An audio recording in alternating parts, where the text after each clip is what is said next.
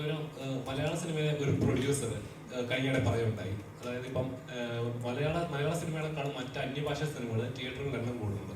മലയാള സിനിമയ്ക്ക് ഇവിടെ ഒരു വാല്യൂ കുറഞ്ഞുകൊണ്ടേ കണ്ടന്റ് ഓറിയന്റഡ് ആയിട്ട് സിനിമകൾ ഇറങ്ങുന്ന ഒരു ഇൻഡസ്ട്രിയാണ് മലയാളം. പക്ഷെ എങ്കിൽ കൂടി മറ്റ് അന്യഭാഷ ചിത്രങ്ങളിൽ ഇവിടെ പ്രാധാന്യം കൂടുമ്പോൾ മലയാളത്തിന് ഇവിടെ പ്രാധാന്യം കുറയണം. ആസ് ആൻ ആക്ടർ എല്ലാ ലാംഗ്വേജിലും അഭിനയിക്കുന്ന നല്ലൊരു ആക്ടറാണ്. എന്താണ് താങ്കളുടെ അഭിപ്രായം?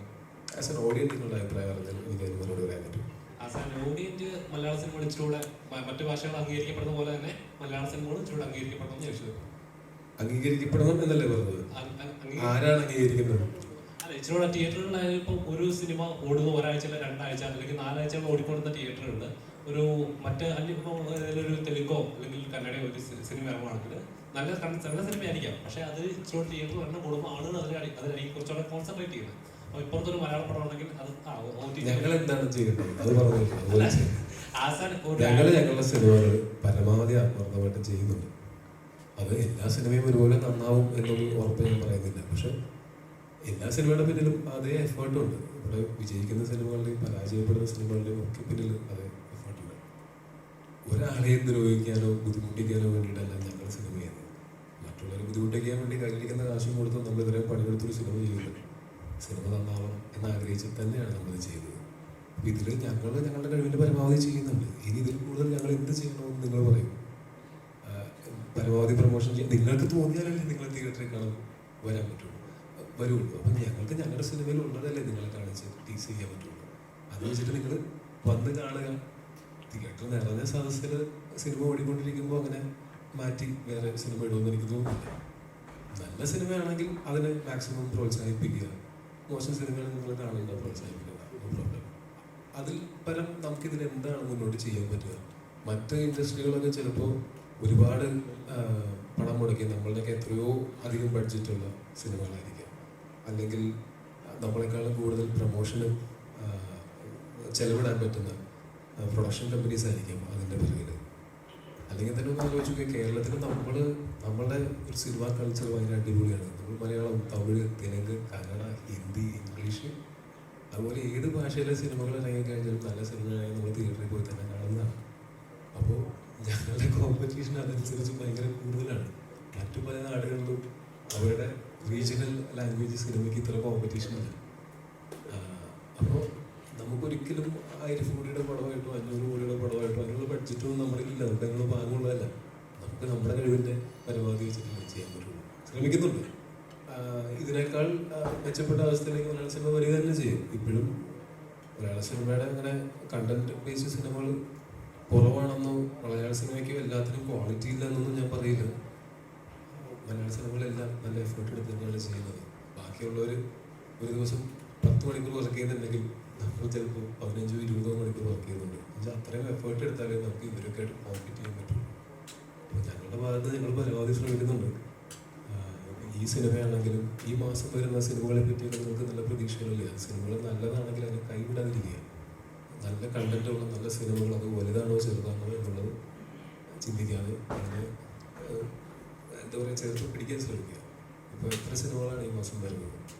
ഇപ്പം തന്നെ ഞാൻ കണ്ടോളൂ മഞ്ഞുമൽ ബോയ്സുണ്ട്. ഞാൻ ഭയങ്കര പ്രതീക്ഷ ലഭിച്ചിരിക്കുന്ന സിനിമ. എനിക്ക് അതിൻ്റെ കഥ അറിയാം.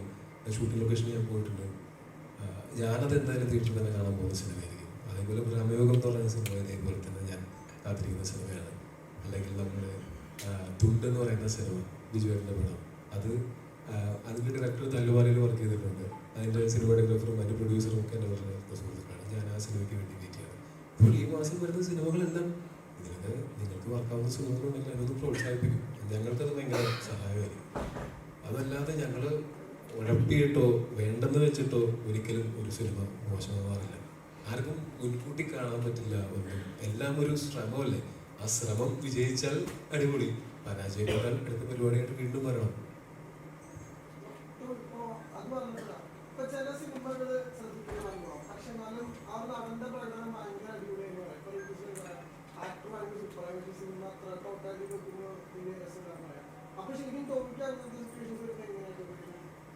അതൊരു പരാജയമാണ്. സിനിമ നന്നാവുക, സിനിമയുടെ കൂടെ നമ്മൾ നന്നാവുക എന്നുള്ളതല്ലാതെ എങ്ങനെ വന്നാലും ഒരു പരാജയമാണ്.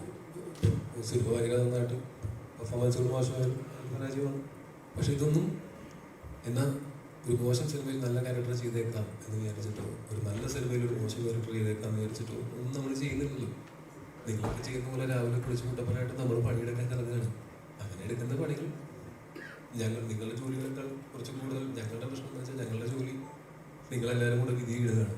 അപ്പോൾ ഞങ്ങൾക്ക് നിങ്ങളുടെ റെസ്പോൺസ് അറിഞ്ഞാലേ ഞങ്ങളുടെ ജോലി അങ്ങനെ നന്നായി ചെയ്തിട്ടുണ്ടോ മോശമായിട്ട് ചെയ്തിട്ടുണ്ടോ എന്നൊക്കെ അറിയാൻ പറ്റുള്ളൂ. അതുകൊണ്ട് നല്ല ഒരു പരീക്ഷ ചെയ്തിട്ട് പേപ്പർ ഇട്ടാൻ കാത്തിരിക്കുന്ന പോലെയാണ് നമ്മൾ എല്ലാ പത്രവും കാത്തിരിക്കുന്നത്.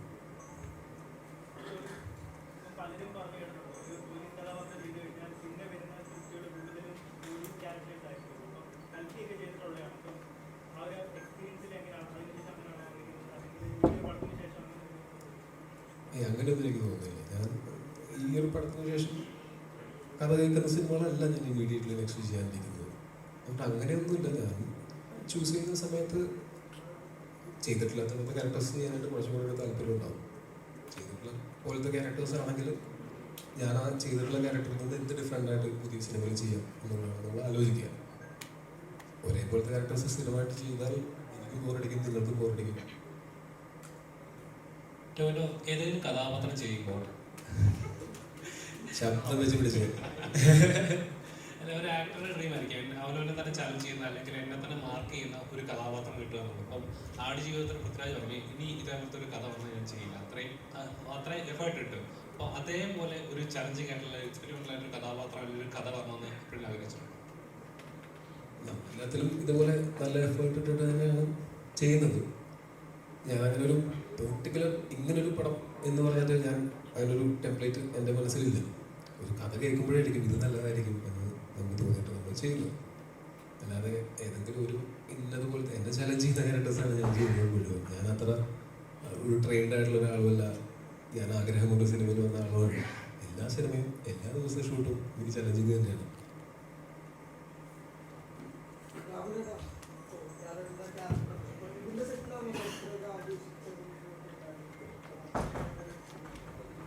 ബർത്ത്ഡേ സർപ്രൈസ് ആയിരുന്നു. ഒരു 150 പേരുള്ള സെറ്റിൽ എല്ലാ ദിവസവും ആരുടെയെങ്കിലൊക്കെ ബർത്ത്ഡേ ഉണ്ടാവും. അപ്പം ഞാനിങ്ങനെ രാവിലെ ചെന്ന് ഞാൻ ഒന്നും പറഞ്ഞില്ല.